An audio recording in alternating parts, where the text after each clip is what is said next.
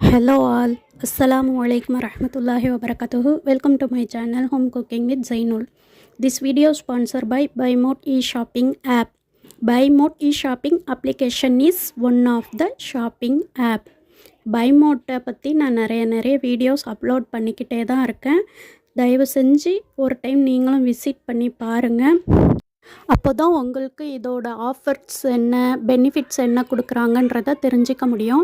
நான் லிங்க்கை டிஸ்கிரிப்ஷனில் கொடுத்துருக்குறேன்.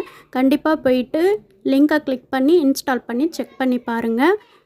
நம்ம வீடியோக்குள்ளே போகிறதுக்கு முன்னாடி என்னுடைய சேனலை சப்ஸ்கிரைப் பண்ணி பெல் ஐக்கானை கிளிக் பண்ணி வச்சுக்கோங்க. இன்றைக்கி நான் சில முக்கியமான காய்கறிகள் வாடாமல் பாதுகாக்க என்னென்ன செய்யலாம் அப்படின்றத தான் இந்த வீடியோ மூலயமா டிப்ஸாக சொல்கிறேன். நான் வாழைத்தண்டு, தண்டு கீரை, அப்புறம் கொத்தமல்லி தழை, இந்த கீரை வகை தண்டு வகையெல்லாம் வாடாமல் இருக்கிறதுக்கு அலுமினியம் ஃபாயில் பேப்பரில் நம்ம சுற்றி வச்சா அப்படியே இருக்கும்.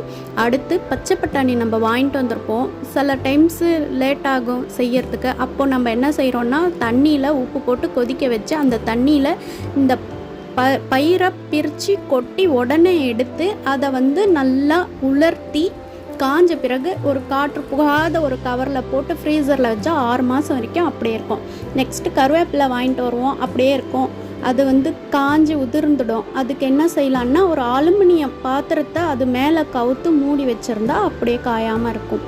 அடுத்து கருவேப்பிலை, கொத்தமல்லி தழை, இதுதான் முக்கியமாக நம்மளுக்கு ஃப்ரெஷ்ஷாகவே கிடைக்காது. அது அப்படியே ஃப்ரெஷ்ஷாக இருக்கிறதுக்கு வாழை மட்டையில் சுற்றி வச்சுருந்தா அப்படியே ஃப்ரெஷ்ஷாக இருக்கும். கொஞ்ச நாளைக்கு தான் அதுவும்.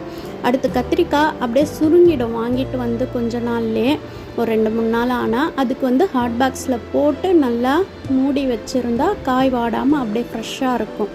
அடுத்து எலுமிச்சப்பழம் பாதி யூஸ் பண்ணுவோம், பாதி என்ன பண்ணுவோம், அப்படியே தூக்கி ஃப்ரிட்ஜில் போட்டுடுவோம்.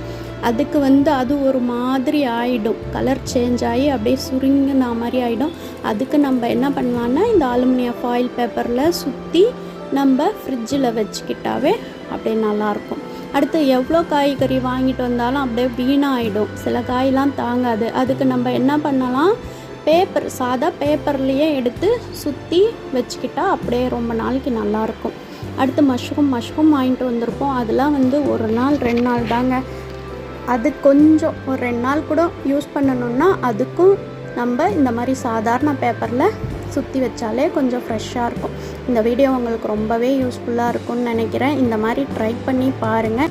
ஹோம் குக்கிங் வித் ஜெய்னுல் சேனலை லைக் பண்ணுங்கள், ஷேர் பண்ணுங்கள், கமெண்ட் பண்ணுங்கள், சப்ஸ்கிரைப் பண்ணி பெல் ஐக்கானை கிளிக் பண்ணி வச்சுக்கோங்க. இதே மாதிரி நிறைய டிப்ஸோடு அடுத்த வீடியோவில் உங்களை நான் சந்திக்கிறேன்.